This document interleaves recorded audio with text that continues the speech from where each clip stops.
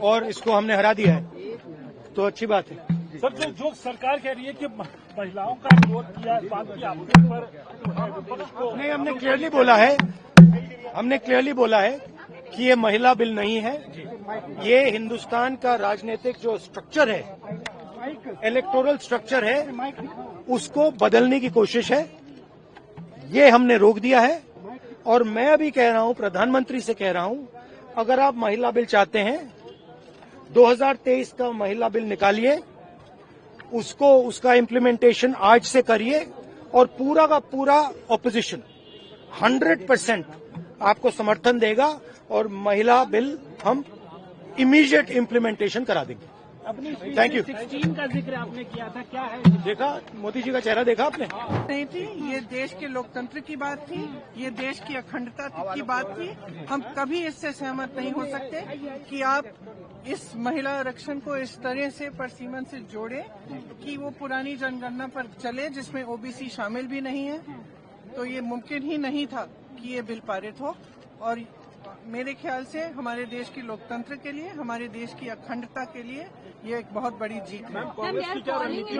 ये क्या कहेंगे? महिला सरकार बार-बार ये कह रही है कि महिला विरोधी चेहरा कांग्रेस का, एंटी वुमेन माइंडसेट ऑफ महिला विरोधी माइंडसेट की बात कह रहे हैं, जो गृह मंत्री ने भी बोला। महिला विरोधी माइंडसेट की वो कह रहे हैं जिन्होंने हाथरस में कुछ नहीं किया, जिन्होंने उन्नाव में कुछ नहीं किया, जिन्होंने मणिपुर की महिलाओं के लिए कुछ नहीं किया, जिन्होंने खिलाड़ियों के लिए कुछ नहीं कहा। ये कह रहे हैं कि हमारा विरोधी माइंडसेट है महिलाओं का। हमने कहा था कि हम महिला आरक्षण के लिए बिल्कुल समर्थक है, हम आज भी वोट करने के लिए तैयार हैं, लेकिन डीलिमिटेशन से आप इससे कोई लेना देना नहीं है। आप इन दोनों को डीकपल कीजिए, मतलब अलग अलग कीजिए। डीलिमिटेशन को ले आना बहुत बड़े बड़े मुद्दे उठाते हैं, और हम वो नहीं चाहते थे, क्योंकि दक्षिण भारत के विषय, छोटे राज्यों के विषय, बहुत सारे विषय होते हैं।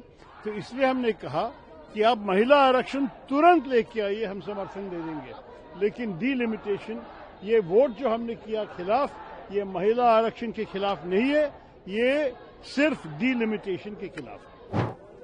महिला आरक्षण के नाम पर जो ये परिसीमन राजनीति करना चाहते थे, जो निर्वाचन केंद्रिक परिसीमन करना चाहते थे, उनके भाजपा के जो उद्देश्य था वो पूरे देश भर में उजागर हो चुका है। अफसोस की बात यह है कि जो बात हम पहले दिन से कह रहे हैं कि बिना शर्त के, बिना परिसीमन के शर्त के, बिना जनगणना के शर्त के आप महिला आरक्षण लागू करिए, ताकि वर्तमान में अभी जो सदन की जो संख्या है उस पर लागू हो। इस प्रकार का कानून भाजपा अगर लाते तो बात बहुत आगे बढ़ती। कहीं ना कहीं भाजपा को सिर्फ राजनीति करनी है, भाजपा को विपक्ष पर आरोप लगाना है, और इस प्रकार की जो राजनीति आज देश समझ चुका है। देखिए, महिला आरक्षण विधेयक था ही नहीं, ये परिशमन विधेयक था। हम निरंतर और लगातार सरकार से पिछले 2 दिन से कहते रहे हैं कि आप 543 में से 1/3 आरक्षण, 181 सीटें आरक्षित करके भारत की महिलाओं को दे दीजिए। इससे महिलाओं का और संसद का भी सशक्तिकरण होगा। सरकार की मंशा साफ नहीं थी। ये महिला आरक्षण विधेयक था ही नहीं, ये मूल रूप से परिशमन का विधेयक। क्या बोले इसके लिए?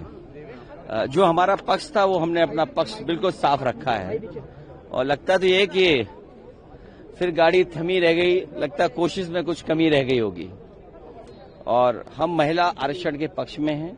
महिलाओं को आरक्षण मिले, उनको सुरक्षा मिले, उनका सम्मान बढ़े, उनको स्थान मिले, और लोकतंत्र में जो उनको स्थान मिलना चाहिए उसके पक्ष में। सर, कहा जा रहा है कि महिला एक तरीके से किरण रिजिजू ने खुद अभी लास्ट में बोला कि महिला विरोध एक तरीके से बात है। समाजवादी पार्टी या विपक्ष ने कोई भी महिला आरक्षण को लेकर के विरोध नहीं किया, लेकिन उसके साथ जो महिलाओं का हक अधिकार को हरण करना चाहते थे, वो लक्ष्मण रेखा ऐसी खींची विपक्ष ने, उस लक्ष्मण रेखा के बाहर नहीं आ पाए।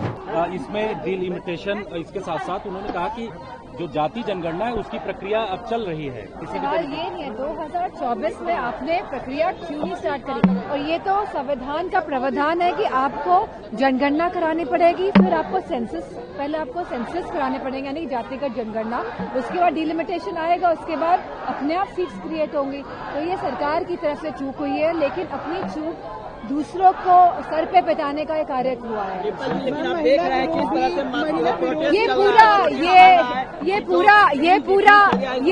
ये पूरा वेल प्लान्ड है भारतीय जनता पार्टी द्वारा, क्योंकि वो जानते हैं कि समाजवादी पार्टी और सभी ऑपोजिशन पार्टीज ने मिलकर महिला आरक्षण बिल को 2023 में पास कराया था। लेकिन ये कहीं ना कहीं डिलिमिटेशन की एक्सरसाइज को ये लोग पूरे देश में लाना चाहते थे बिना जनगणना कराए, जो संविधान का प्रावधान है।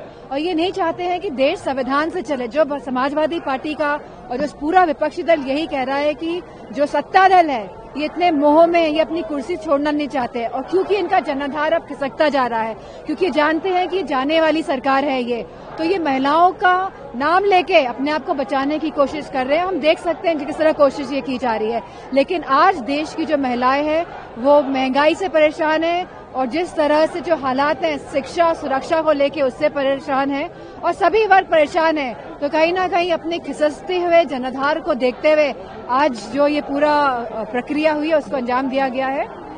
महिला विरोधी जो है बात की अरे